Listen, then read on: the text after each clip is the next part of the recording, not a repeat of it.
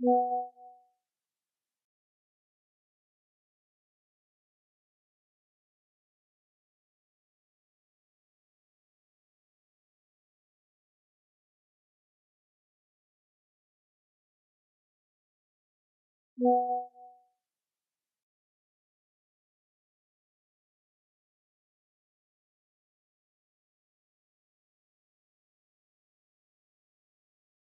mask, and his mental defenses crumble instantly.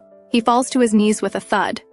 Hands on the ground, pink head hanging down. Please punish Shay for deceiving Master. His voice trembles slightly, slender fingers pressed against the ground turning red, his arched back showing thin bones. This sudden action startles Vivian, who was walking normally. She instinctively steps back several paces, then asks after recovering, deceived about what? And stop kneeling all the time.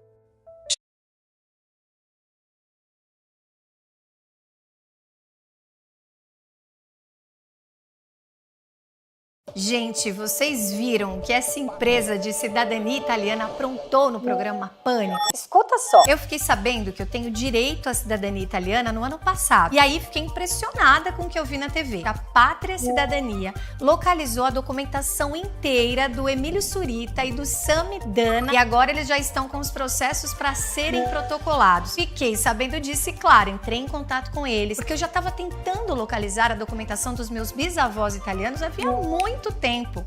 E pasmem, eles encontraram tudo em apenas 3 dias. Então, se você tem um antepassado italiano na sua família, não perca a oportunidade de fazer o reconhecimento da cidadania. Eles até oferecem uma consultoria gratuita para viabilizar o seu processo. Eu disse de graça. Clica no botão agora, fala com eles.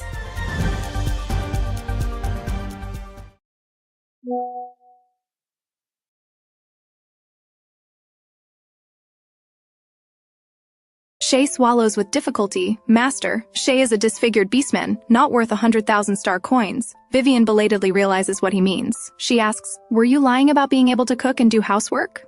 Shay responds confusedly, no. Then that's fine, she says matter-of-factly. I bought you to cook and do housework. If you have this ability, then my 100,000 star coins aren't wasted. Shay quickly starts kowtowing. Thank you, Master. Don't kowtow, Vivian frowns. I don't like people kowtowing to me, or kneeling. Shay quickly stands up, bowing 90 degrees. Thank you, Master. Vivian pauses, saying nothing, turns and leaves directly. This is a beastman domesticated and tamed by humans. Humans have branded servility into his heart. Vivian doesn't know if buying this person was right or wrong. But having bought him, what can she do? She can only take it slowly. Others seeing Shay's condition say nothing, all recognizing this as someone enslaved for a long time.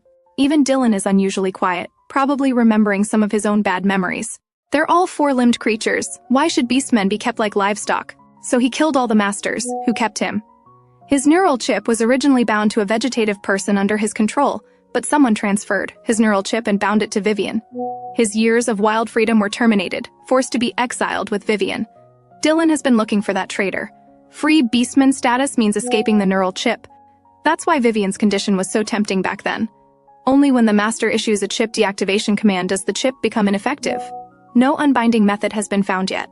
He really wants to implant such chips in human brains too. Vivian feels Dylan beside her suddenly turn sinister, as if radiating coldness. She feels that scene just reminded them of their servant status. The previously blurred relationship has become clear again. Oh my, I almost forgot. You're also my master. Dylan smiles, but the smile doesn't reach his eyes. Why haven't you been hitting me lately when I've been so presumptuous? His dark emotions churn. He even suspects he's gradually being tamed by Vivian. Tamed in the name of love. Damn it, where has she given him love? How did he fall for this woman? Is she deliberately pretending to flirt with him unintentionally? Humans toying with beastmen's emotions isn't uncommon. Vivian just feels baffled. I said I wouldn't hit you anymore. Then does Vivian think I can get free beastman status? Vivian glances at him and looks away. We'll see. She feels Dylan still looks like he wants to kill her, so she changes the subject. Ronan, let's check over there. Vivian sees an iron gate with over a dozen people queuing, a wooden sign reading general store outside. With so many people queuing, the goods sold here must be good. She instinctively grabs Ronan's hand and walks over. Dylan, not far behind, slows his steps, watching Vivian ignore him and pull the lizard away from him. In the damp alley, the tall young man stands alone, wearing a deep green shirt and straight black pants. His deep green hair falls slightly, green bangs half covering his eyes. A wave of hurt and jealousy washes over his heart, bringing dense, sour pain. Vivian, you win! If you could love me, I'd accept being tamed by you. Dylan laughs self-mockingly and hurries to catch up with Vivian, an open iron gate with over a dozen people queuing, both men and women. Vivian didn't expect to queue just to buy groceries. How novel. Soon she sees a man come out, followed by a rabbit girl. She belatedly realizes this should be a beastmen trading shop. How can there be so many people trading beastmen? The exile planet people shouldn't be universally wealthy, Vivian wonders aloud. It's probably not beastmen trading, but beastmen rental, Ronan says calmly, showing no extra expression. Soon, Vivian realizes Dylan is missing. She stops and turns to see Dylan in the distance. Dylan stands there, seemingly because Vivian finally noticed he was lost, and slowly walks toward her. "You finally realized I was lost," he says with a smile. 13 minutes and 52 seconds. He stops in front of Vivian, bending slightly to look down at her. "Could you notice sooner next time when I get lost? Wasn't it him who wandered off? How did it become her losing him?" "Let's go continue looking for where to buy groceries," Vivian says flatly and turns around. The next second, her wrist is suddenly held, and Dylan's soft voice comes from behind. "I just asked around for you. Lane 15 has someone selling the groceries you want." Vivian turns and nods. "Then let's go." She tries to pull her hand from Dylan's grip, but Dylan directly leads her forward by the hand. "I'll take you there," he says. My work is easy because I use ClickUp. Here's how I keep track of all my tasks. I start by brain dumping everything I need to get done in a list view. Next, I set a priority and a due date to keep things on track. I create custom statuses to organize my progress exactly how I want. I like to add the action items field so AI can show me the next steps. I add my teammates as watchers so they're in the loop. ClickUp makes work easy, from personal projects to running a multi-billion-dollar company. Click the link below to create your workspace for free.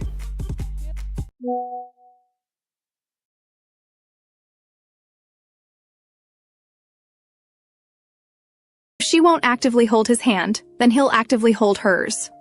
Vivian follows Dylan to lane 15. When they reach their destination, Dylan releases Vivian's hand. A grocery store hidden in such a remote place is unusual, but with scarce resources, it's people looking for stores, not stores looking for customers. This makes sense. "Come in." Dylan pushes open the door, looking at Vivian. Vivian walks in accordingly, with Ronan following behind. This is really an ordinary living room. No counter, no visible goods. Doesn't look like a store but a residence. A young man quickly comes downstairs. "What would you like to buy?" "I'll get it directly from Hubspace, for you." Vivian pauses. "Can you get anything?" The young man pats his chest naturally. "If you wanted stars from the sky, I'd have someone pluck them down for you." Vivian coughs lightly. "I need 7 sets of new bedding, comforters, mattresses, sheets." The beastman immediately produces the requested items from Hubspace. He really has whatever she wants. Vivian pauses and asks, "Do you have hub rings, bracelet spaces, anything like that?" Naturally, the young man nods, immediately producing a row of necklaces and rings. "Customer, pick whichever you like." Vivian's dark eyes light up slightly at seeing the hub space. She's noticed long ago that her 5 beastmen all have their own hub spaces. Only she doesn't. It's inconvenient carrying anything usually. Vivian finally chooses a fine silver chain necklace with no decorations. As she puts it on her neck, a pair of slender hands cover her fingers. "Let me help Vivian put it on." Ronan's gentle voice sounds behind her. Vivian lowers her hands and nods. "Okay." Also behind her, Dylan stiffens, his hand frozen midair. His cold eyes look at Ronan with murderous intent. He watched Ronan unhurriedly beat him to it, placing hands on Vivian's neck. This damn lizard, he needs to find a way to kill him without Vivian noticing. Dylan's expression darkens as he slowly lowers his suspended hand. The young man sees his boss's expression and knows the boss really wants to kill that lizard. Daring to compete with his boss for a woman, this lizard is truly tired of living. Ronan naturally senses the scorpion's cold, killing intent, but doesn't spare him a glance. His thin eyelids droop slightly, silver eyes emotionally moved, gaze falling on Vivian's slender neck. His fingers slowly help Vivian clasp the necklace, cool fingertips touching the woman's skin, making his long lashes tremble slightly. Is this what it feels like to like someone? Even touching her skin with his fingers brings strange excitement and joy. But such brief contact must end. He helps Vivian clasp the necklace, then slowly smooths her hair. "Done." "Thank you." Vivian glances at Ronan. Ronan's lips curve in a slight arc, his face showing gentle smile. "It's nothing. Ahem." The young man quickly coughs loudly, his face turning cold. "Hey, are you buying or not? Don't you see my boss's face getting worse?" Vivian turns back. "How much total?" Everything she needed, the young man had for sale. She even got hub space, solving most of her problems. She can accept any high price. But she guesses the price the beastman quotes might be beyond what she can currently afford, so she plans to use Lyndon's assets. 8 million star coins total. Vivian is stunned. This price is too low. A hub space alone should cost at least 10 million star coins. The young man thinks he quoted too high. The boss told him not to quote too high, but not too low either. He frowns, tentatively asking, "Then 7 million star coins?" Vivian looks even more surprised. The young man thinks the price is still too high, feeling conflicted, so he continues. "Then 6 million star coins?" Dylan hears his subordinate's words, his eyelid twitching, internally cursing. This idiot! Who doesn't know he's desperately trying to give things away? Vivian suddenly looks at Dylan. Dylan's expression changes. Unpredictably, the young man nervously lowers his head. Did he do something wrong? The customer thought the price too high, so he lowered it. He completely doesn't dare raise the price. Dylan also notices Vivian looking at him. The two stare at each other silently for a while, then Dylan comes clean. "Oops, you found out. Then these things are free. A gift for you." Vivian's dark eyes flicker. Friendship price, half price. "After all, I bought your share too, plus treating your frenzy period before and my mental damages. Half price is compensation for me." Dylan raises an eyebrow slightly. "Fine, half price." Finally, Vivian pays over 30 million star coins, pays up and leaves. After returning to their residence, Vivian distributes the items and spends half the day organizing her room. She showers and climbs into bed. Today was truly a busy day. Exile Planet's nighttime temperature drops sharply again, but Vivian is now wrapped in soft blankets. Tonight is the most comfortable night in days. Lyndon chose the room directly below Vivian's. He hears Vivian's footsteps upstairs, the light, happy sound of jumping onto bed. He hears her cheek lightly brushing the blanket, her sleeping breath sounds. Já vi muita gente se arrepender por não assistir até o fim, mas você ainda tem chance. E o presente que eu deixei no final é só para quem não pula, quem fica, quem quer de verdade. A aula onde você descobre os segredos dos sorvetes sem leite, sem açúcar refinado, sem ingredientes que inflamam e com sabor melhor que os tradicionais, continua no ar, mas só por mais algumas horas. Aperta em Saiba Mais agora e termina a aula. Depois não adianta dizer que ninguém avisou.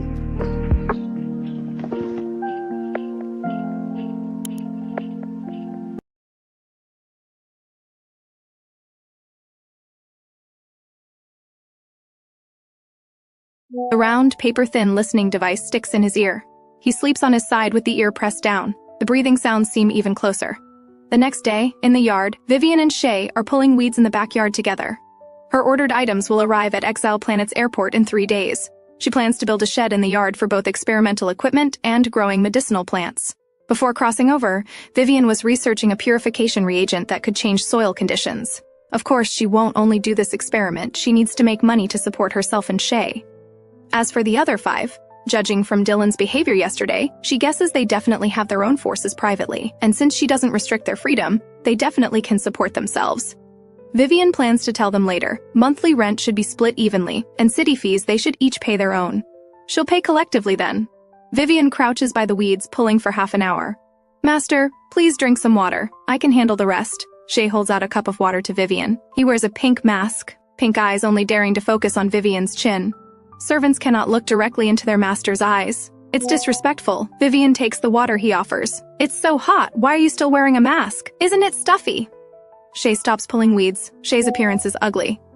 To avoid disturbing Master's viewing comfort, it's better to wear a mask normally. Vivian grabs his arm and pulls him up, her gaze falling on his mask. "Take off the mask. Let me check your disfigurement condition." Shay's body stiffens, mechanically removing the mask from his face. Vivian finally sees Shay's disfigured face clearly, a pair of beautiful pink eyes blooming on a wasteland. Perhaps this face wasn't wasteland before, but beautiful to match those pink eyes. Now it's like this. Who knows what inhuman torture he endured? Shay stands quietly, waiting for Vivian's judgment. Will she regret buying him because his face is too disgusting, or will she feel disgust toward him because of this face? But Vivian only analyzes Shay's facial injuries like examining a patient. Burns, iron brand marks, knife cuts, cigarette burns. If not severe, her medicine could help him recover. But this damage is too thorough. She can no longer save it. "Don't wear the mask normally. It's bad for your facial skin," Vivian says slowly. "Go wash your face with warm water and rest. Work again this afternoon." The gentle voice reaches Shay's ears. No disgust, no revulsion. Shay lifts his half-lowered eyes, for the first time moving his gaze from Master's chin to Master's eyes. He sees a pair of extremely calm dark eyes, as if they could embrace everything. He says softly, "Master, let me finish handling these tasks before washing my face." "I am the master. You must listen to me," Vivian says, pulling Shay's hand toward the house. Halfway there, they encounter Ryan. Since Vivian doesn't restrict their personal freedom now, Dylan and the others greeted her and went out. Though they didn't say what they were doing, she guessed they were definitely pursuing their grand cause. Now only Vivian, Shay, and Ryan remain in the house. Vivian looks at Ryan. Are you going out too? Ryan frowns slightly, replying simply, I'm just getting water, then walks past directly. Shay is still somewhat shocked by this scene. Master's 5 servants don't act like servants at all, even seeming to disregard their master. Such servants would normally be sold by their master. But what surprises him more is that the master doesn't say anything, even though those servants are so disrespectful. However, Shay only dares think this internally. Vivian looks at Ryan's retreating figure. Are you free right now? Ryan turns around, a row of red studs on the ear glows with a red light. What do you want me to do? Help me organize the backyard. Ryan just stares at her silently without speaking, but his actions move toward the yard. After instructing Shay to rest well, Vivian also walks to the yard. Just pull all these weeds and pile them together. Got it, Ryan responds coldly and quickly dives back into the grass pile. Vivian belatedly realizes that today's Ryan isn't mocking her and is so obediently pulling weeds. She blinks lightly, sitting on the backyard steps and browsing her brain computer. She's published many original articles on Cloud Network and answered many questions from medicine makers. She's now a well-known figure on Cloud Network. After logging in, she first replies to messages. Blaze usually asks about various beast injuries. When discussing these topics, they chat casually, and Vivian has somehow maintained contact, mainly because she finds this person quite polite. You medicine makers seem to really like this flower. Blaze sends a picture of a deep blue flower. It's called netherwort orchid. The solution extracted from this flower has excellent reactive activity, can react with many reagents, achieving transformation effects. The picture's background is a dark forest with a huge dead alien insect and a giant netherwort orchid blooming beneath it. Yes, like it, actually Vivian prefers its active medicinal effects. She doesn't notice that after sending her message, Ryan working nearby also pauses. Ryan puts down the weeds and operates his brain computer several times. Vivian soon receives Blaze's reply. Do you need any? This forest has many of these flowers. If you want them, I can have my team pick some and ship them to you for free. Vivian is tempted. These are wild netherwort orchids. But she doesn't want to get involved with netizens in reality. And recently, someone on Cloud Network offered 50 million star coins to expose her information. Fortunately, Cloud Network's creator is an extremely skilled computer expert, and user information is nearly impossible to steal. So Cloud Network still has an unsolved mystery. Cloud Network creator's information. Bounty 100 million star coins. Thank you. No need. Okay. By the grass pile, Ryan replies with an okay. He naturally realizes this doctor still doesn't want to connect with him. He doesn't push further. Now, many problems can be solved by asking questions on brain computer, which has reduced Ryan's team's death and injury rates. But precisely because of this, Ryan wants to recruit this person to his team even more. He plans to wait until they're more familiar before making this invitation. After closing his brain computer, Ryan looks up at Vivian sitting on the steps. The woman sits on the highest step, her 2 straight long legs extended. A section of fair ankle is exposed, a beautiful red birthmark catching his eye. She lowers her head, browsing her brain computer, her whole posture relaxed and comfortable. Ryan thinks that ankle would look even better with a thin gold chain around it. Realizing what he's thinking, his gaze darkens further, and he crouches down to violently pull weeds in frustration. Damn it, it must be the color waste material's influence. Since only Vivian was in the room then, dreaming of her was natural. He couldn't possibly like this stupid woman. Soon Ryan finishes cleaning the yard. Vivian looks at her brain computer when suddenly the light in front of her seems blocked by a wall. She looks up to see Ryan's gloomy face. Salve, salve família! Aí ó, tem uma habilidade que é extremamente valorizada nas empresas, é o Python. Essa é a linguagem de programação mais usada do mundo, porque é muito versátil, você pode fazer uma análise de dados, criar automação, site, página e até mesmo conectar a inteligência artificial. Por isso que aqui no Flow eu fiz uma parceria com a hashtag Treinamentos para liberar para vocês um curso gratuito de Python, com 4 aulas e 4 projetos completos, passo a passo, do zero. Você já pode se inscrever para a jornada Python da hashtag sem pagar nada e participar das aulas ao vivo. É só clicar no botão aí na tua tela, preencher as informações que você recebe o link para as aulas, tá bom? Clica agora no Saiba Mais.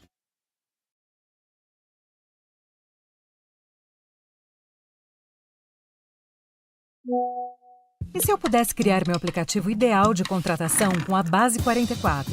Meu trabalho muda rápido, tarefas, prioridades e prazos viram de um dia para o outro. Mas agora, eu finalmente consigo criar um app feito sob medida para os meus fluxos de trabalho e as necessidades do meu time. Eu preciso de uma ferramenta que una cálculos, automações, insights, tudo em uma visão clara e acessível, exatamente quando eu preciso. E o que mais posso precisar? Eu configurei uma agente de IA que entende como a gente funciona, gera conteúdo com a minha voz, cuida das tarefas repetitivas do jeito que eu faria.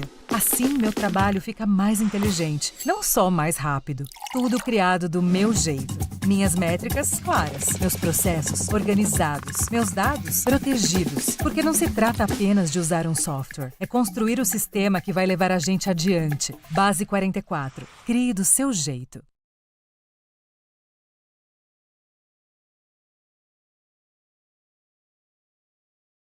Such a strong, tall man standing before her is quite intimidating. Done, he says in a cold, hard voice. Vivian silently shifts her gaze to the neatly organized yard. Thanks for your hard work. She supports herself on the ground to stand. Next time you need help, you can ask me too. Ryan glances at her indifferently, says nothing, and leaves directly. Vivian looks toward the backyard, pauses, then quickly turns to call after Ryan. Hey, Ryan, why don't you help me install the shed too? Ryan's footsteps up the stairs halt. He turns to look at Vivian, his handsome, sharp face expressionless. Thanks for the trouble, Vivian says with a grin, her beautiful dark eyes curving cutely and cunningly. After realizing the thought that flashed through his mind, Ryan's face turns even uglier. He strides toward Vivian. Vivian, you're really getting better at bossing me around. Vivian's eyebrows jump. She hasn't bossed him around that many times, has she? So petty.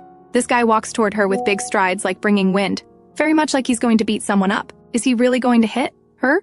This thought flashes through her mind as her feet instinctively back away. Who knew he only strides to her side, and seeing her backing away, he stops. He snorts lightly, and his gaze seeming to say, "What kind of person do you think I am?" then goes directly to the yard to help her install the rain shelter. The city has light shields blocking it. Even if it rains, it won't fall in. What do you want a rain shelter for? Ryan looks at Vivian questioningly. The shed can also block light. I want to make an experimental shed here. Although Exile Planet's daytime light is always gray light is still light. You can do experiments too? Ryan seems to hear something funny. Don't laugh yet. When I actually make medicine, later you'll be proven wrong. Vivian looks at him meaningfully. Ryan doesn't take her statement seriously at all, not wanting to argue about this small matter. He just wants to quickly help her finish the shed and leave. Vivian knows this guy doesn't take her seriously at all. She just has him build the shed. Whether he takes her seriously doesn't matter. They'll part ways eventually anyway. Ryan quickly builds the shed for Vivian. Thank you very much. Vivian looks at Ryan with satisfaction and a smile. Ryan sees Vivian's curved eyes and can't help but slightly lift the corners of his mouth without realizing it. All right, I'm leaving. Go rest. Vivian's voice is gentle, tinged with sweet laughter, like feathers lightly tickling Ryan's heart. Ryan's dark eyes flicker. He turns his head and leaves directly. Vivian looks satisfactorily at the cleaned yard, waiting for her online-ordered equipment and medicinal plants to arrive so she can start her medicine-making journey. On the other side of the wall, hey there, little butterfly, showing your little wings in broad daylight. Are you trying to seduce me? The woman stares at Damien's eerily beautiful, alluring face, her heart involuntarily stirring. Want to come with me? I'll treat you well. Such a coldly alluring face makes people want to conquer it, to shatter his coldness, to see him submit. Damien frowns, his purple gold eyes darkening coldly. He didn't expect to be blocked by humans again just for coming back. Behind the woman stand 4 or 5 strong beastmen. Get lost. Damien's voice carries a layer of freezing coldness. Hearing this, the woman's smile instantly disappears. Don't refuse a toast only to drink a forfeit. She signals her 5 beastmen forward. If you 5 don't tie this butterfly back today, you'll be punished. The 5 men's gazes instantly turn fierce. Damien is being harassed again. Vivian sighs lightly. Being beautiful isn't wrong, but those who harbor ill will toward beautiful things are. She feels her appearance can prove Damien is an owned beastman, at least making that woman back down. She walks over without hesitation. The sky is gray. 2 huge purple butterfly wings unfold, with faint golden sand-like patterns flowing on the wings. The giant wings tremble slightly, sending some floating powder toward the several people blocking his way. The 5 people are startled, instinctively wanting to retreat, but the golden powder has instantly surrounded them. In an instant, the 5 people and the woman all fall straight to the ground. Vivian rounds the corner to see exactly this scene. A tall, slender young man standing calmly in the center of the damp alley.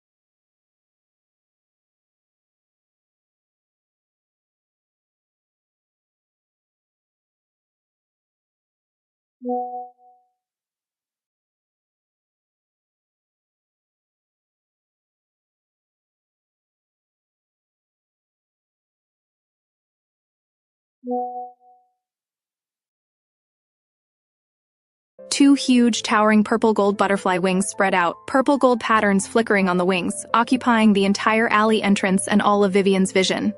Faint golden powder floats around him, gorgeous and dreamlike. Several unconscious, convulsing people lie on the ground in front of him, their fate unknown. Vivian and those purple gold flowing sand eyes stare at each other from afar. The air is inexplicably stagnant. She speaks first to break the deathly silence. "Hi, cool wings." Damien's eyes flash strangely. The huge, beautiful butterfly wings behind him instantly shrink, and the surrounding golden powder disappears without trace. Seeing this scene, Vivian's eyes flicker slightly. This attack comes with special effects, and quite gorgeous ones at that. "Those people aren't dead, are they?" Vivian raises an eyebrow. Damien passes by her like wind, not dead. Vivian is somewhat surprised to hear this. After all, the future 5 Beast Lords' bloodthirsty reputation is deeply ingrained in her mind. But now they're not yet the future Beast Lords, so they probably aren't that brutal yet. Actually, not so. The reason Damien didn't poison these people to death is because he's still bound to Vivian. Vivian's life and death relates to his own. He can't. Toda semana, dezenas de pessoas já estão aprendendo SQL Server comigo ao vivo no YouTube. Agora chegou a sua vez. Eu sou o professor Landry, consultor de SQL Server e Microsoft Trainer há mais de 25 anos. Toda terça-feira, às 20 horas, eu faço lives gratuitas ensinando do básico ao avançado, administração, desenvolvimento de banco de dados e até nuvem Azure. Fazendo seu cadastro para as lives, além de garantir a sua vaga, você ainda recebe aulas gratuitas para aprender SQL Server do absoluto zero. Então clique logo no link aqui embaixo, faça sua inscrição agora e venha fazer parte da nossa comunidade.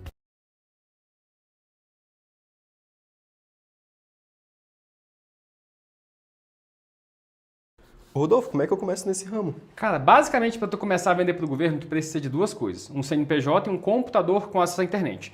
Se tu já tem o teu negócio estruturado, mas está começando ele ali um mês, às vezes, tu pode começar nas dispensas. São vendas menores, mas tu consegue ter um ótimo resultado. Agora, se tu já tem um negócio estruturado, o ideal é tu ir para os pregões, porque aqui é onde o dinheiro está de verdade. Começa por aqui que tu escala muito. Entendi, Rodolfo, mas como é que eu aprendo isso tudo? Olha só, quer aprender? Faz o seguinte então, ó, toca em Saiba Mais e se cadastra, porque nos próximos dias eu vou fazer um evento totalmente gratuito, onde eu vou te ensinar o passo a passo para você começar a vender para o governo e escalar o seu negócio mesmo que você esteja começando do absoluto zero. Você não vai pagar nada, então a única coisa que você tem que fazer é tocar em Saiba Mais agora e se cadastrar.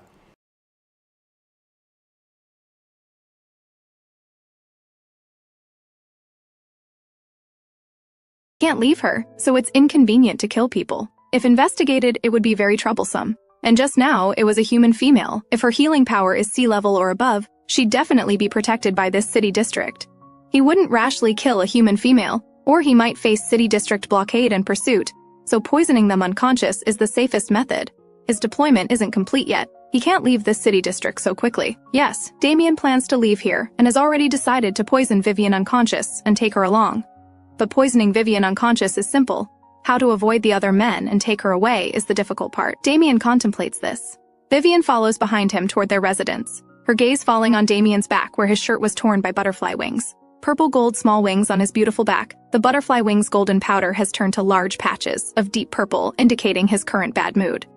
Vivian's eyes flicker. She seems to have discovered a small signal from the butterfly wings. When butterfly wings show very little flowing gold, it means bad mood. When there's a lot, it means very happy. She wonders if he knows his little wings expose his emotions so obviously. Damien, Vivian grins and speaks. Little butterfly wings really are beautiful. No wonder every woman says your little wings are seductive. So she visibly sees the gold on his wings disappear completely. These butterfly wings really follow their owner's mood changes. Damien turns around, purple gold flowing sand eyes staring at her darkly. What are you trying to say? That I deliberately seduce them like I deliberately seduce you? Shameless while pretending to be pure? Vivian pauses. The original soul indeed said this. She's screwed. One little test and she accidentally offended him? No, that's not what I meant, she quickly explains. She just wanted to verify her guess. Then what do you mean?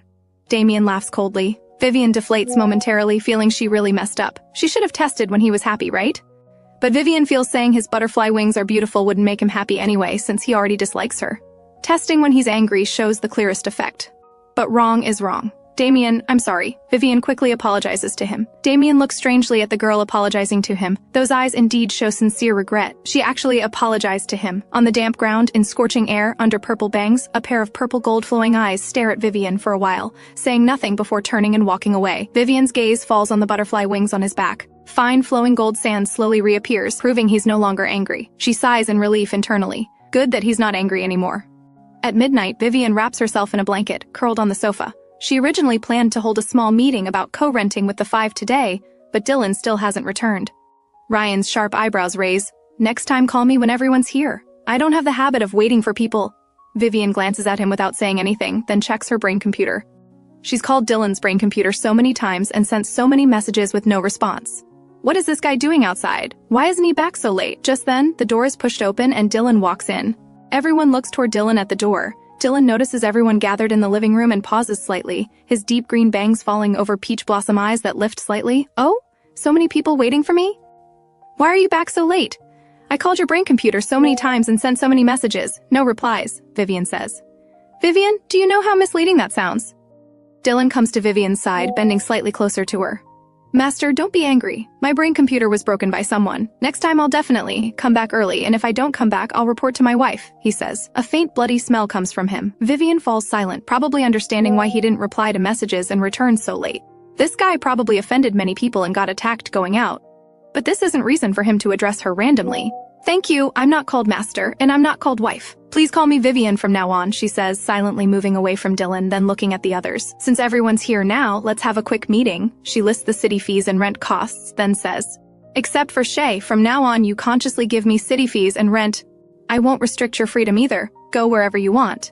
And you each solve your own food and shelter problems. I believe billionaires like you won't object. Go wherever we want. Damien's purple gold eyes look at Vivian darkly. Then cancel the binding. The binding will definitely be cancelled. As for how to cancel it, please refer to the rules I mentioned before. Vivian smiles politely. All right, that's all. If there are no problems, go back to sleep. Everyone indeed has no objections. This is much better than what they initially expected. Vivian prepares to return to her room to sleep, but Ronan calls her. Vivian, hold out your hand. Ronan's silver eyes are extremely gentle and beautiful, slightly lowered as he looks at her. Vivian is puzzled but still extends her hand. Ronan takes out a square object and places it in her palm. This is a warming gadget. You can use it when cold. I've sent the usage instructions to your brain computer, he says. Vivian assumes it's ordinary high-tech warming equipment, so doesn't refuse. Thank you, Ronan. She holds the small square that feels silk-like yet moldable in her hand, eyes full of curiosity. Silk smooth texture yet moldable. What amazing material. Good night. Ronan reaches up to pat her head. Before Vivian can react, Ronan has already turned and returned to his room. These rooms aren't really soundproof, and Beastmen's ears are even more sensitive to sound, so when Ronan goes to find Vivian, the others know. Damn lizard, how does he know just what to do? Today, Dylan was indeed chased by enemies. To prevent those people from discovering his relationship with Vivian, he delayed a long time before returning.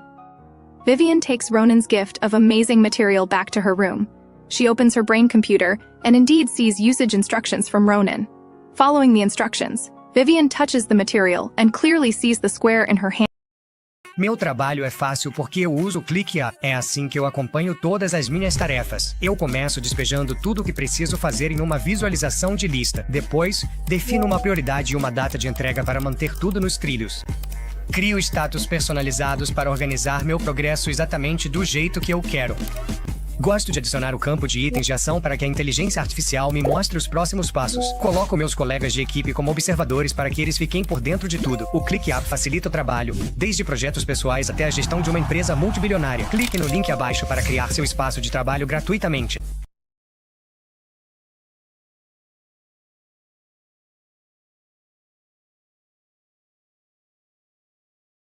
Esse é o curso grátis para o concurso de agente comercial do Banco do Brasil que milhares de alunos estão utilizando para iniciar os seus estudos. Nele, você tem acesso a um plano de estudos com apenas 1 hora por dia, aulas completas e atualizadas, além de tutoria especializada. E tudo isso sem pagar nada. Então clique no botão Saiba Mais e garante seu acesso agora.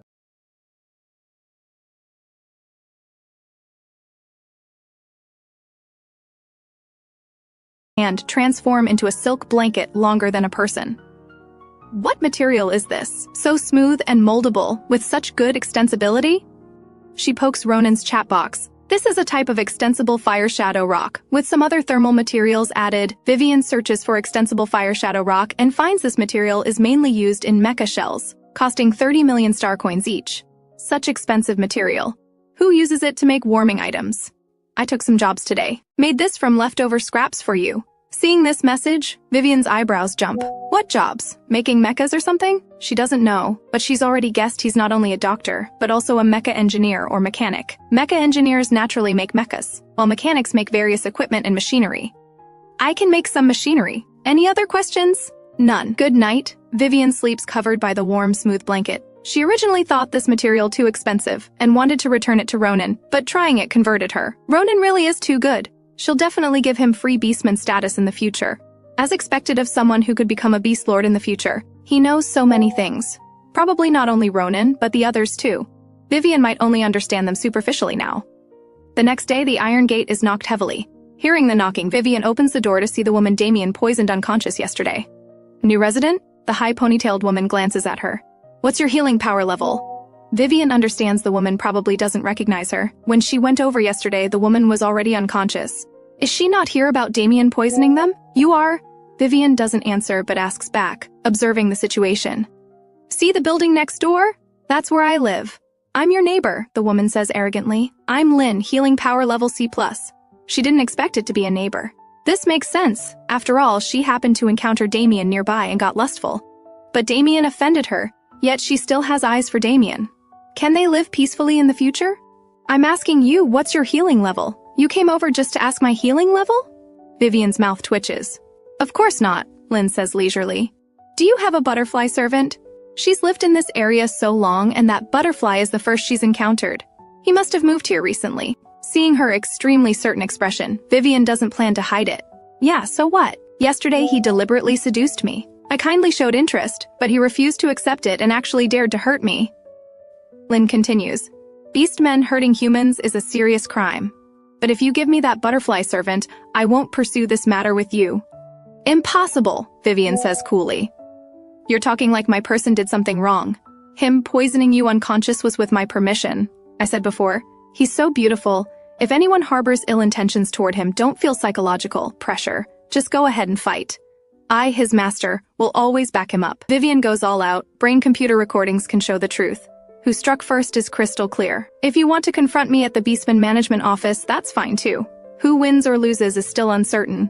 Lynn stands in the hallway with disbelief written all over her face. He's just a lowly beast slave. Why do you care so much about him? Meanwhile, Damien hears the commotion outside and emerges from his room. He catches this exact sentence, and his figure freezes slightly in place. His gaze slides toward Vivian, as if waiting for something. I just care. So what? Vivian responds coolly. Damien's fingers tighten slightly around the door handle. Lynn looks at Vivian thoughtfully, then a knowing, teasing smile spreads across her face. So you have that kind of relationship with your beast slaves? Although Lynn doesn't specify what kind of relationship, Vivian understands from her expression exactly what she means. Without evidence, you shouldn't talk nonsense, Vivian says quietly. This isn't the future era where humans and beast men can freely fall in love. What's there to be afraid of? I have that kind of relationship with my beast men too, Lynn says bluntly. But your reaction makes me doubt you actually don't have that kind of relationship with them. She crosses her arms over her chest, raising an eyebrow at Vivian. Anyway, as long as you don't get pregnant by a beast man, it doesn't matter how you interact with them privately. After all, beast men are just playthings for relief. Why are you telling me all this? Vivian's lips twitch slightly. Would she like beastmen? Even in the future era when humans and beastmen could freely fall in love, she never seemed to like anyone, human or beastman. So want to exchange beastmen for play? Just temporarily share master privileges. You can control my beastmen, and I can control yours. Lynn smiles with a hook of her lips. Vivian is stunned by this woman's words. No need, she refuses. This is completely treating beastmen like commodities. You have such good-looking beast slaves and don't play with them? Are you sick? Don't play too much. It's unhealthy for body and mind. Anything else? If not, I won't keep you company. Vivian starts to close the door when she sees Dylan returning from outside. Vivian, I'm back! Dylan says, not noticing Lynn at the door at all. He only looks at Vivian, his face bright with a cheerful smile. Were you specially waiting for me to come home? Lynn outside suddenly widens her eyes. It's you! You're that edgy scorpion from Starnet. Then you must be his Rose Master. Oh, you've watched my live stream. Dylan responds calmly. Vivian also realizes that the original Soul's Starnet name was indeed Rose Master. Lynn hadn't recognized her before because the original Soul and Dylan wore masks during their joint live streams.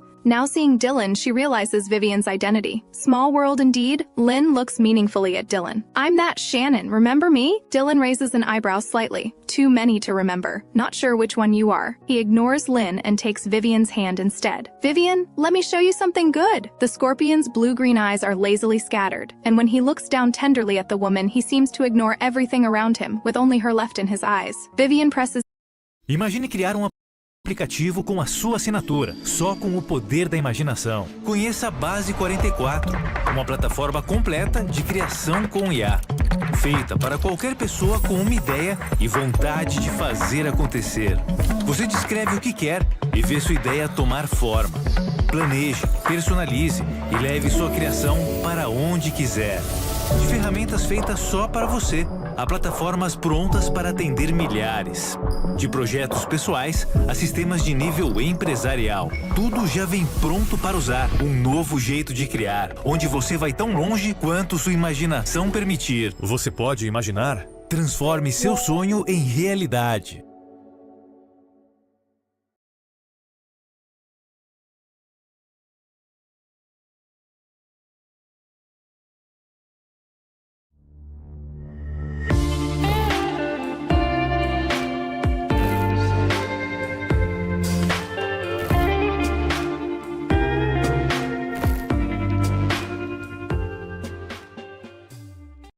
His hand down. Later.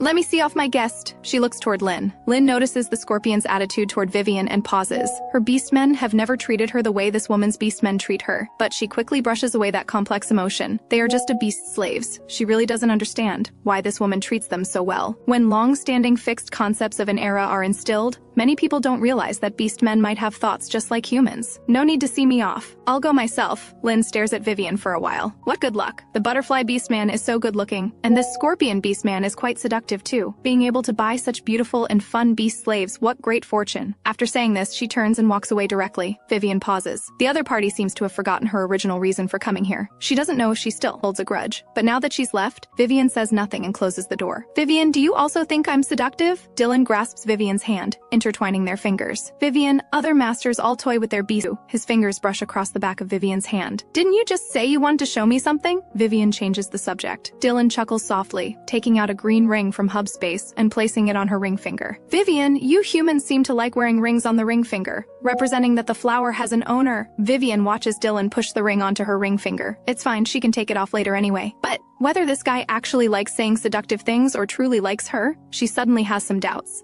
Vivian, this ring has my severed tail's venom stinger. Dylan's finger lightly presses beside the green ring, and a sharp venom stinger appears above the ring. Your severed tail's venom stinger? Vivian notices this phrase, frowning slightly. The venom stinger of a scorpion man's tail is the most important part. Severing the tail is very painful. Vivian, it will grow back. Dylan chuckles, grasping her hand and pressing it against his cheek. Well, thank you for the self-defense weapon. I'll help treat your frenzy periods for free from now on. Vivian pulls back her hand while examining the ring. Dylan stares at her quietly for a long time. Vivian might not know that among scorpion men there's an unwritten rule of giving one's severed tail to someone they fancy. If the other party accepts it, it represents willingness to become partners. She doesn't know, and Dylan doesn't plan to tell her. Vivian naturally pulls the ring off her finger, planning to put it in hub space, but halfway through, her finger is caught. Vivian, why not wear it after accepting it? Dylan looks down at her. I don't like wearing jewelry when doing experiments, so Vivian has accepted it? Dylan's lips curve slightly upward. Vivian looks up, her gaze instantly meeting his lingering look. She immediately understands what he means. I'll take this as a self-defense weapon you gave me. She waves the ring in front of his eyes. We humans kneel on one knee when giving rings to our beloved, not just putting them on directly. Dylan raises an eyebrow slightly, still grasping her hand, and smoothly drops to one knee. Now I've knelt. Vivian freezes, remembering Lynn's earlier words about how anything goes privately. She looks down at Dylan. Jokes should have limits. Yes, Vivian thinks Dylan is the type who can say anything but means none of it sincerely. Plus, the future Scorpion Beast Lord's romantic scandals flew everywhere, but she never saw him devoted to anyone. Doesn't Vivian want a husband? Do you want a beast slave instead? Dylan stands up, gripping her wrist tightly with a seductive smile. Then I can start as a beast slave and work my way up to become Vivian's husband. Vivian tugs at her hand. Enough. I don't have time to listen to your nonsense. Dylan stares at her meaningfully. Vivian really doesn't want to play with me? I'll let you play with me. Aren't beast slaves all masters' playthings? I can be Vivian's plaything too. He desperately wants more contact with her, or for her to touch him more. Vivian's eyebrows twitch. Every time this guy refreshes her understanding of shamelessness. He doesn't like her but deliberately harasses her. The more she refuses, the more energetic he gets with his seductive talk. Fine, come kiss me then. Vivian decides to give him a harsh lesson to see if he dares to speak so carelessly next time. Dylan originally thought she would refuse again, but unexpectedly Vivian says this. He sees the woman's provocative expression and suddenly understands. She never takes his words seriously, so she's not taking them seriously now either. Dylan's gaze can't help falling on her lips, his blue-green eyes covered with a layer of hazy mist, looking deep and mysterious. His heartbeat quickens, and joy and excitement rise in his heart. All his words now are sincere. Dylan lowers his head slightly, leaning close to Vivian's lips. Vivian, you've misjudged this contest. Vivian feels uncomfortable with this overly close social distance, her brows furrowing tightly. He wouldn't really sacrifice himself to this extent, would he? She forces herself not to retreat. Dylan probably won't actually kiss her. Whoever retreats first loses. Today she must stop him. Vivian, this is my first kiss. Dylan's voice is extremely hoarse. The next second, Vivian's mind goes blank as her lips touch something soft. Dylan's tail, severed at the tip, coils around Vivian's leg. Vivian's tongue tip feels an electric sensation, and she suddenly snaps back to reality, pushing Dylan away. She stares at Dylan in disbelief. You actually kissed me? Dylan's eyes show restraint as he stares at Vivian, unable to help lightly licking the corner of his lips. Vivian, not kissing anymore? Vivian is momentarily speechless. On one hand, she asked for it. On the other hand, she didn't expect Dylan to be so bold. Fine. This guy won. She lost. Vivian speaks with self-imposed isolation. Let's just forget what just happened. We're both adults. No need to take it to heart. She walks toward her room like a wandering soul, wanting to isolate herself and reflect. Vivian, aren't you going to take responsibility? Dylan's voice is low and hoarse, tinged with laughter. Vivian's scalp tingles. So awkward. Didn't you want to be my beast slave? Naturally, there's no talk of responsibility. Vivian doesn't wait for Dylan's response and hurries upstairs. She feels her smile is so stiff and awkward, but when she reaches the stairway, she suddenly locks eyes with Damien.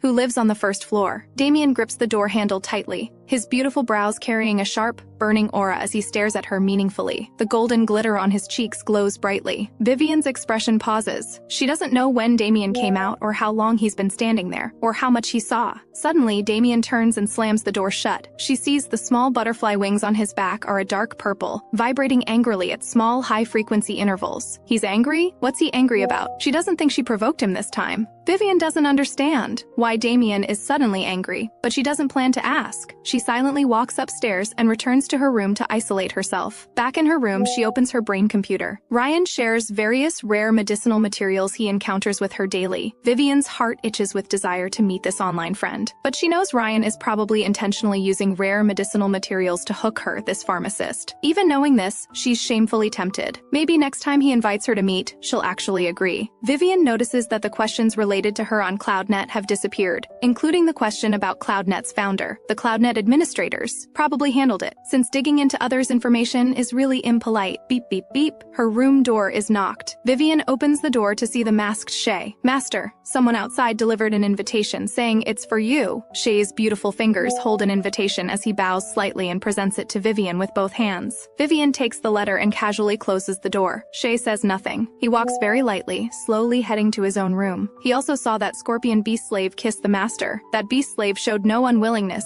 only desire and affection in his eyes. This proves one thing: the master is truly good, never whipping beast men, much less torturing them. Vivian opens the elegant invitation and sees City Lord's invitation written on it, pausing slightly. She doesn't seem to know White City's City Lord. Why would he invite her as a guest? This invitation clearly states her name, time, and location, inviting her tomorrow evening at 7 p.m. to Villa 01 on Main Street 1 for dinner. She doesn't know why White City's City Lord would invite her, but since he is the City Lord and she's living in his city, she should give him some face. Following her brain computer's map guidance, Vivian arrives at Villa 01 on Main Street 1. She gives her invitation to the guards at the entrance and walks in. Hey, you there! A somewhat familiar female voice calls from behind. Vivian turns to see Lynn at the entrance. Lynn still has 5 men with her. After handing over her invitation, she walks in while the other 5 are led elsewhere. Hi, we meet again. Lynn walks toward her. Vivian finds it surreal. Yesterday they were at odds, but today Lynn can act like yesterday never happened and greet her. What's your name? Yesterday you never told me your name. Vivian? Oh, don't know you. Lynn glances at her sideways. Tonight we'll test healing power. I want to see what your healing power level is. Probably not high. Or why would you be on this exile star? You know what tonight's banquet is for? Vivian asks. You just moved here, so it's understandable you don't know. This banquet tests healing power. Only long-term resident healers get invited. After testing levels, different tasks are assigned based on different healing power levels. Vivian glances at Lynn, thinking that after yesterday's incident, this person wouldn't bother with her. What? I'm so kindly explaining to you, and you're surprised? Lynn says meaningfully. How ridiculous. With those few lowly beast slaves around you, do you think you're worth my major effort to target? Nobody's perfect. Although Lynn is sharp-tongued, her heart doesn't seem too bad. Since there's someone who can give her answers, she might as well ask. Do all healers have to be forcibly assigned tasks? Vivian thinks and asks. She doesn't really want to complete specific purification tasks every day like in the original Soul's Memories. Female awakening of healing power is like getting an iron rice bowl from the Empire. Based on the awakened healing power level, the Empire assigns houses, beast slaves, and jobs. The higher the healing power level, the better the assigned house, beast slaves, and job, and the higher the salary. After the original Soul awakened F-level healing power, the Empire only assigned her this barren star,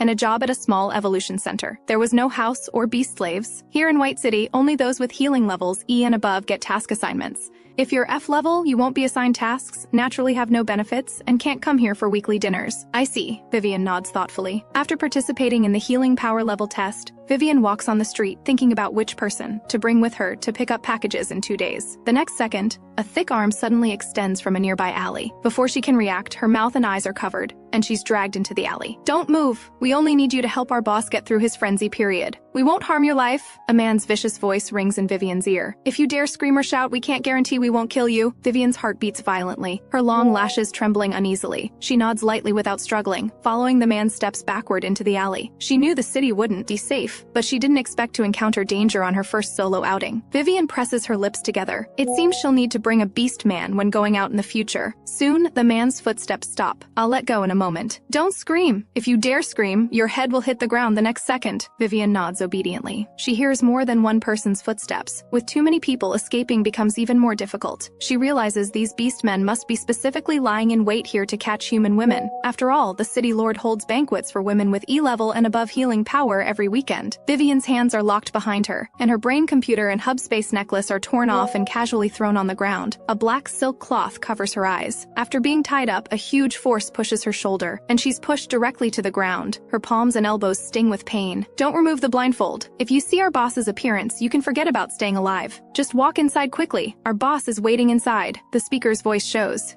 fear when mentioning their boss. They don't dare go in, which means the beast man inside is in full frenzy and has lost consciousness. Anyone who enters might be attacked. Hurry up! The speaker viciously urges the motionless Vivian. Vivian endures the pain in her palms, gets up from the ground, and walks forward. A beastman in frenzy just needs one injection to knock him out and let her heal him obediently. The deeper Vivian goes, the more she can feel the heavy breathing of a giant beast. This seems like complete beast transformation. Only full beast form would produce such heavy snorting. Vivian's steps become increasingly difficult, especially when she feels a strong gaze from the giant beast's direction, fixed on her as an intruder. The next second, a fierce wind sweeps by. The giant beast charges at her, sharp claws piercing through her shoulder skin and slamming her to the ground. The giant beast's head lunges toward her neck. The next second, the entire beast suddenly loses consciousness and crashes onto Vivian. Vivian's heart races, cold sweat continuously breaking out. She still holds the syringe that pierced the giant beast's neck. The giant beast covering her is like a furnace. She pushes hard, and the beastman's claws embedded in her shoulder leave, bringing out a trail of blood. Vivian's left shoulder throbs with pain. She can only support herself with her right hand to sit up, drenched in cold sweat and in extreme pain, her breathing slightly heavy from the pain. She extends her palm to cover the nearby beastman's skin. This should be a tiger. She'll just heal him halfway. Soon, Vivian slowly withdraws her hand, stands up slowly, and walks outside. Her eyes are still covered with black silk. Vivian just feels truly unlucky. She was walking home peacefully when she was roughly grabbed to do healing, getting injured all over. Done? The beastmen outside see Vivian emerge and ask in low voices. Done, Vivian responds without changing expression. But my healing power level is low, so the effect isn't great. Actually, she could completely heal that beastman, but the shoulder pain makes her unwilling to do so. Several people exchange glances, and one quickly goes in to check, coming out and nodding. He doesn't know how she knocked out their boss, but their boss's temperature has dropped, proving he was indeed healed. The remaining frenzy, heat, and pain their boss should be able to endure. Can I go now? Vivian asks. Soon, her hands and feet are bound with rope again, and she's thrown back into the secluded alley. Well, it's not as bad as she imagined. At least they truly kept their promise and let her go, neither kidnapping her nor killing her afterward. Vivian spits out the black cloth stuffed in her mouth, but the rope is hard to break free from. She can only slowly inch along the wall, searching for her hub space. There's a dagger in hub space that can cut the rope. Her brain computer and necklace should be thrown around here somewhere. Vivian endures her shoulder pain and inches slowly when suddenly footsteps sound from the alley entrance. Her heart feels like it's being squeezed tightly by a hand. She wouldn't be this unlucky, would she? Now with both hands and feet bound, if someone comes with ill intentions, she can't resist at all. The footsteps stop in front of her. A wind sweeps by and the person seems to crouch down. It's me! For some reason, Vivian's voice suddenly becomes a bit hoarse. It's Lyndon, not someone else. How good. Lyndon's long, narrow red eyes stare at the pitiful, disheveled Vivian, his heart filling with dense, fine threads of heartache. Who did this? He will find out. His slender fingers untie the black silk from Vivian's eyes. He bows his head and half kneels in front of Vivian, helping her untie the rope around her ankles. Vivian looks at Lyndon, quietly helping her untie the rope, his slightly curled hair falling across his cheek. His skin is extremely pale and cold, making his thin lips appear extremely red,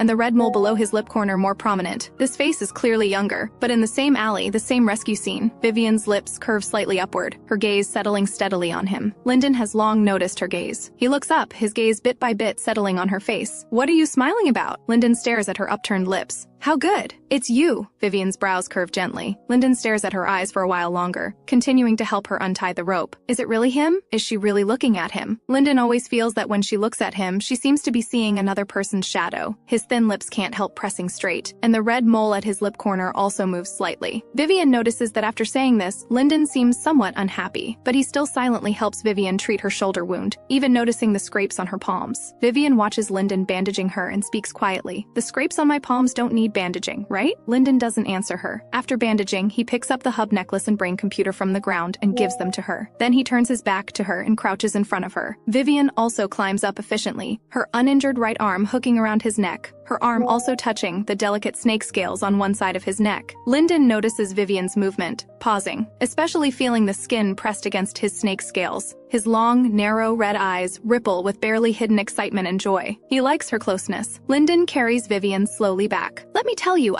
Vivian complains to Lyndon about her recent bad luck. Call me next time you go out. I definitely need to bring someone when I go out in the future. In the damp alley, through the thick night, a tall, slender young man carries a woman forward. Vivian belatedly realizes, by the way, how did you know I was here? Lyndon's red eyes move slightly. He tracked her brain computer, so naturally he could locate her position. Noticing her brain computer's position stayed in one place for quite a while, Lyndon worried and came over. If it was unnecessary worry, he might have continued hiding in the distance without coming out, but when he arrived, he found Vivian had been tied up in the alley. Lyndon saw Vivian bound on the ground at the alley entrance, and he only knew he was late. Invitation. Lyndon utters 3 words, not revealing the truth. Vivian looks at the young man's pale chin. Usually she doesn't see much of Lyndon. Sometimes he can stay in his room all day without coming out. Lyndon, does your head still hurt? And you must come find me during frenzy periods. Vivian hasn't been helping him massage his head recently, but he's so young now, not terminally ill, and massage can't provide permanent relief anyway. She still needs to get her experimental equipment and medicinal plants back quickly to make medicine for him to drink. It doesn't hurt, he responds. Good. Every sentence gets a response.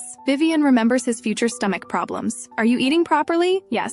Lyndon's voice seems to carry a hint of indulgence. That's good. Vivian thinks of all his future ailments and can't help chattering. Let me tell you, wounds should be treated promptly. Your stomach should be fed on time. Don't overthink things usually. Sleep well and be good to yourself. Okay, he responds gently. Lyndon carries her back to their residence. Actually, he hopes that alley could be longer so he could carry her for a longer time. Vivian gets down from his back, and Lyndon opens the door to let her in. The living room light has been on. As Vivian walks in, she sees Dylan approaching her. Vivian, if you didn't come back, I was about to go out and find you to see which wild man was hooking you, making you reluctant to come home. The next second, he frowns, his gaze falling on Vivian's bandaged shoulder and palms. His hand grabs her wrist, his voice extremely cold. Injured? Vivian looks up at Dylan. Yes, I'm injured, but I need to rest now. I don't have time to explain to you. Vivian walks past Dylan, planning to return to her room. At this moment, Lyndon also enters from outside. Dylan looks at him, his deep green eyes full of dark meaning. So today, Vivian went out with this snake. Lyndon's long, beautiful eyes show no emotion, like they're tinged with indifferent coldness. His gaze casually slides past Dylan. What happened? Dylan's questioning voice rings beside him. Lyndon walks straight forward. Dylan directly reaches out to grab his collar, but he dodges. She went out with you today. What happened? Dylan raises an eyebrow slightly, calmly withdrawing his hand, but gathering force as it falls. Answer me properly. After all, I don't like using forceful methods. Lyndon just glances at him, still disdaining to say a word. Even the look he gives him is particularly cold and disgusted, with vague killing intent flashing through his red eyes. He listens to a recording of everything Vivian said each day every night on his brain computer. Naturally, he also heard what the scorpion said. This scorpion always approaches her. Jealousy and killing intent keep accumulating. Can you stay away and not approach her? Don't let you approach her. Lyndon ignores Dylan and continues walking forward. Dylan reaches out to grab him. The two dodge and evade, then start attacking each other. Vivian is walking up the stairs when a loud crash sounds behind her. Startled, she quickly turns back to see Dylan and Lyndon fighting. Both are clearly skilled fighters, very agile, punching at each other's vital spots. Their strength is formidable. Lyndon's fist slams toward the other's temple, but Dylan dodges. The fist lands directly on the floor, and the tiles instantly crack into several pieces. Dylan realizes this guy wants to kill him, and his mood darkens further. His blue-green eyes turn vicious, his entire aura becoming more sinister and sharp. His elbow strikes heavily at the other's neck. The two attack each other mutually. The sofa splits directly in half, and both are sent flying. The iron door is also smashed out. Vivian sees the sofa split in half, the broken door, and the living room in complete chaos. She feels her blood pressure rising. She hurries down from the stairs, rushing to the doorway, looking at the two still punching and kicking with agile, vicious attacks. Stop fighting! But neither pays attention to her. If you keep fighting, I'll activate the chips in your brain domains and forcibly make you stop, Vivian shouts angrily. Especially seeing blood flowing down Lyndon's forehead makes her heart jump. He already has headaches. She sees Dylan about to swing his fist toward Lyndon's head again. Extremely worried and anxious, she shouts, "Dylan, stop it!" But Dylan still throws the punch. Lyndon tilts his head to dodge, and Dylan is counter-slammed against the wall. Vivian sees Dylan's forehead bleeding as much as Lyndon's. So angry! Doesn't Lyndon know he has a headache condition? And that Dylan, doesn't he usually say he listens to her? Called out so many times and he still won't stop. Where's the listening? Vivian stands at the doorway, her lips twitching. She doesn't know how they started fighting. Now seeing both injured equally badly, their skills evenly matched, she suddenly feels they can fight if they want to. Let them hurt themselves. The two haven't used weapons, just pure physical competition, like venting their respective collective frustrations. Lyndon's face is cold. Why approach her? You can't approach her. Don't approach her. Damn scorpion, stay away from her. Get lost. Dylan frowns. This damn snake? What's he doing going out with my wife? Why did my wife ask the snake to go out with her instead of me? My wife's injuries. How did they happen? This damn snake can't even protect one woman. This waste. Both want to kill the other. But with Vivian here, they can't kill each other in front of her. Suddenly, another person appears beside Vivian. Vivian, you're injured. Ronan naturally grips her wrist. Come on, let someone more professional treat your wounds properly. He pulls Vivian toward the house. Don't worry, they won't die. Vivian silently shifts her gaze back. She thinks Ronan is right. They won't die. She won't worry about it anymore. And she already tried to intervene, but they didn't listen. So let them fight outside. Just don't come in and ruin the furniture. Both notice the lizard taking Vivian inside. They simultaneously stop attacking, looking at each other with particularly dark gazes.